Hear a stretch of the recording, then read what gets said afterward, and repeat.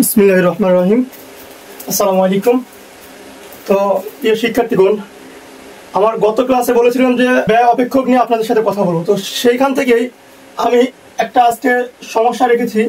বলা হয়েছে যে খরচ অপেক্ষক C is equal Q cube minus 18 Q square plus 750 Q. এখানে আমাদের বলছে যে প্রান্তিক খরচ ও গড় খরচ অপেক্ষক নির্ণয় করো, এবং আরেকটি প্রশ্ন করেছে যে কিউ এর সেই মান নির্ণয় করো যেখানে গড় খরচ সর্বনিম্ন হবে। ঠিক আছে, তো আমরা একটু সমাধান দেখি। এটা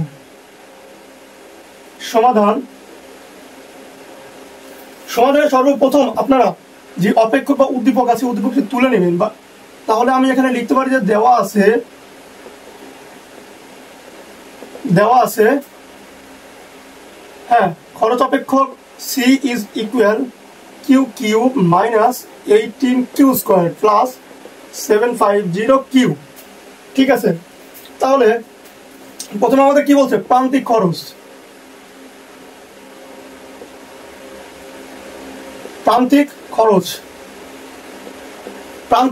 প্রান্তিকের ইংরেজি হচ্ছে মার্জিনাল। তাহলে একটু খেয়াল করুন তো যে আমি প্রান্তিক খরচ এটাকে কি বলছিলাম? এমসি। যারা ভিডিওটি দেখেননি, আগের ভিডিওতে আমি সবগুলো নিয়ে আলোচনা করছি যে AC, MC, TC, TVC, TFC এগুলো কি এবং এর পূর্ণ রূপগুলো কি। সো প্রান্তিক খরচ বা মার্জিনাল কস্ট, এটা হচ্ছে এমসি সমান মার্জিনাল কস্ট। সো এমসি সমান আমি কি বলছিলাম? MC is equal DC divided by DQ, তাই না? তাহলে এমসি সমান আমরা কি লিখতে পারি? ডিসি ডিভাইডেড বাই ডিকিউ সমান, এখানে কি লিখতে পারি? D divided by DQ. C কে একটু নিচে লিখলাম। এখন আপনারা সি এর মানটা বসিয়ে দিন। D divided by DQ, C এর মান কি? Q cube minus 18 Q square plus 750 Q. তাহলে একটা জিনিস খেয়াল করুন, D divided by D Q, এখানে যদি চলক এক্স থাকতো তাহলে আমরা এখানে এক্স লিখতাম, এখানে যদি ওয়াই থাকতো তাহলে ওয়াই লিখতাম, অর্থাৎ কিউ এর সাপেক্ষে এটাকে আমাদের অন্তর্কলন করতে হচ্ছে। হ্যাঁ, তাহলে এটাকে একটু অন্তর্কলন করে দিন। অন্তর্কলনে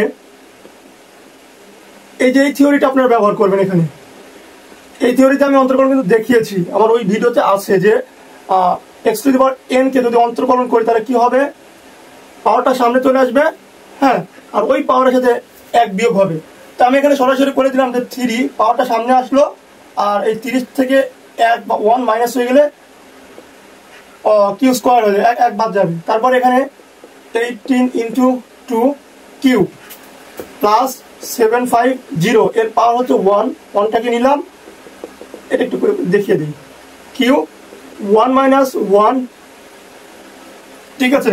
এরপরে 3 কিউ স্কোয়ার মাইনাস 18, এখানে 36 কিউ প্লাস 750।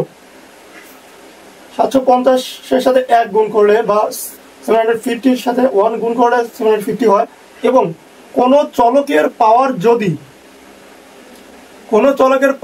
0 হয় তাহলে তার ফল হবে 1, রাইট? সুতরাং 1 দিয়ে যা গুণ করে সেই ফলটি হবে। সো এটা আমাদের পেলাম হচ্ছে এমসি সমান আমরা এটা পেলাম। এরপরে এটা বা প্রান্তিক খরচটা পেয়েছি। এরপরে কি বলছে? গড় খরচকে আমরা কি বলি? Average cost. গড় খরচকে আমরা এসি বলি, তাই না? Average cost, AVERAG, average cost. ঠিক আছে, তাহলে এভারেজ কস্ট গড় খরচ সমান আমরা এর একটি থিওরি জানছি। আচ্ছা, আমি এখানে করেই দেখা দিই। গড় খরচ এসি বা average cost, AVERAG, average cost. গড় খরচ সমান আমরা কি জানি? টোটাল কস্ট ডিভাইডেড বাই উৎপাদনের পরিমাণ। টোটাল কস্ট টিসি ডিভাইডেড উৎপাদনের পরিমাণ কিউ, কি পরিমাণ উৎপাদন করছি। এখন আমরা টিসি সমান সি লিখতে পারি, টিসি সমান সি লেখা যায়। ঠিক আছে, এই বিষয়টা ভালোভাবে খেয়াল করবেন। আমি আমার আগের ভিডিওটাতে সুন্দর করে এর হচ্ছে বিস্তারিত আলোচনা করছি। ওই ভিডিওটা যদি আপনারা ভালোভাবে দেখেন তাহলে আমি যে সমস্যাগুলো সমাধান করছি এগুলো একদম ইজি হয়ে যাবে। তারপরে আমি ভিডিওতে আসা বা সমস্যার ভিতরে আসা যে ছোট ছোট থিওরিগুলো আছে, যে ফর্মুলাগুলো আছে, আমি ফর্মুলাগুলো আপনার সাথে আলোচনা করবো। সো নো প্রবলেম, শুধু দেখতে থাকুন। ওকে, অর্থাৎ টিসি সমান আমরা কি লিখতে পারি, সি ডিভাইডেড বাই কিউ। এখন দেখেন তো আপনাদের একটা প্রশ্ন থাকতে পারে এখানে যে TC AC is equal TC divided Q, তাহলে টিসি আমরা কই পাবো? টিসি তো কোনো ইয়ে নেই, টোটাল কস্ট এর অপেক্ষক দেওয়া নেই। কিন্তু আমরা পারি কি, আমরা জানি কি যে টিসি সমান সি লেখা যায়। সুতরাং সি এর অপেক্ষক দেওয়া আছে, সুতরাং আমরা এখানে লিখতে পারি যে q cube minus 18 Q square plus 750 q divided by q. Okay, এখন এটা আপনার একটু সূচকের দিকে চলে যান। আমাদের এসএসসি লেভেলে যে সূচকগুলো করেছেন, যে কোনো চলকের নিচে সাপোজ এটা আছে 3, এর নিচে আছে হচ্ছে a cube divided by a square, এটা ভাগ আকারে আছে। তো এই ভাগটা আপনাদের সমাধান করছেন কিভাবে? এই ভাগটা সমাধান এভাবে করেনি, চলকের ভাগে পাওয়ারের কি হয়, বিয়োগ হয়ে যায়, চলকের ভাগে পাওয়ারের মাইনাস হয়। সুতরাং এই চলকের ভাগে পাওয়ারের মাইনাস হয়ে যাবে। ঠিক আছে, সেম ওয়েতে আমরা এটাও করবো যে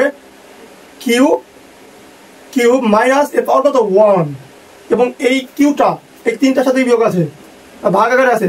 ওকে, এরপরে 18 Q square minus 1 plus 750 Q, এর পাওয়ার কত 1, এটার পাওয়ার কত, এর পাওয়ার 1, এটার পাওয়ার হচ্ছে 1, রাইট।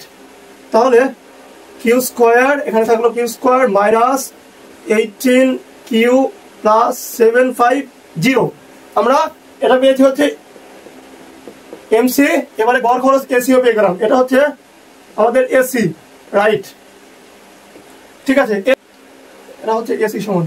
আচ্ছা, এরপরে আমাদের কোশ্চেনটি করছে কি যে গড় খরচ বা কিউ এর সেই মান নির্ণয় করো যার গড় খরচ সর্বনিম্ন।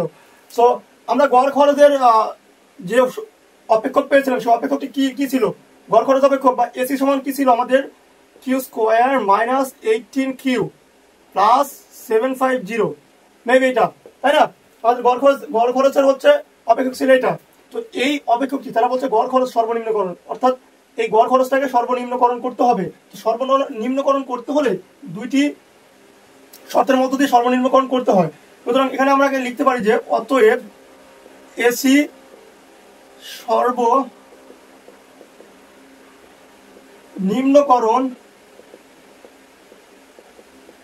শর্তে যাচাই করি।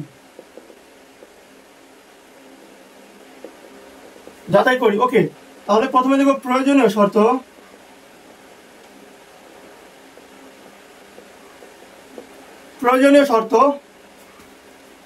এসি কে সর্বনিম্নকরণ করতে হলে প্রয়োজনীয় শর্ত হচ্ছে প্রথম অন্তর্কলনের মান হবে 0। সুতরাং d AC divided by D q, কার সাপেক্ষে, কিউ উৎপাদনের পরিমাণের সাপেক্ষে। এটাকে যদি আমরা, এটা সমান 0। ওকে, এটাকে যদি আমরা অন্তর্কলন করি তাহলে কি হবে দেখুন, 2 কিউ মাইনাস 18। ওকে, আর কোন ধ্রুব রাশিকে অন্তর্কলন করে তার ফল 0 আসে, 0টা আমি লিখলাম না, 750। এখন এখান থেকে আমরা 2 কমন নিতে পারি, 2 কিউ মাইনাস 9 ইজ ইকুয়াল 0, দুইটাকে ওপরে ভাগ দিয়ে দেন, দিলে 0 হয়ে যাবে, অর্থাৎ কিউ মাইনাস 9 ইজ ইকুয়াল 0। এরপরে কিউ ইজ ইকুয়াল, এই 9টাকে এবারে পার করে দেই, দিলে হচ্ছে 9 প্লাস 9 হবে। তাহলে আমরা প্রয়োজনীয় শর্ত পেয়ে গেলাম, এবারে পর্যাপ্ত শর্ত। ঠিক আছে, তো পর্যাপ্ত শর্তটা আমাদের হচ্ছে এরকম হবে যে d AC square divided by d square q. Okay, তো দ্বিতীয় অন্তর্কলনের মান যদি ধনাত্মক হয় তাহলে তাহলে কিউ এর মানটি হচ্ছে গড় খরচ হচ্ছে আমাদের কি হবে, সর্বনিম্ন হবে, রাইট। তাহলে এই দ্বিতীয় অন্তর্কলন কোনটাই করবো, এই যে এটাকে 2 কিউ মাইনাস 18 এটাকে আমরা আবার অন্তর্কলন করব। সুতরাং এখানে এটাকে যদি অন্তর্কলন করি আমরা, একটু দেখুন কেমন হবে জিনিসটা। D Q 2 Q minus 18 is equal to, শূন্যের চেয়ে বড় না? হ্যাঁ, শূন্যের চেয়ে বড়। সুতরাং আমরা এখানে লিখতে পারি যে অতএব q is equal 9 মানের জন্য এসি সর্বনিম্ন হবে। ওকে, তো এই ছিল আমাদের আজকের এই প্রশ্নটার বা এই অপেক্ষকটির সমাধান।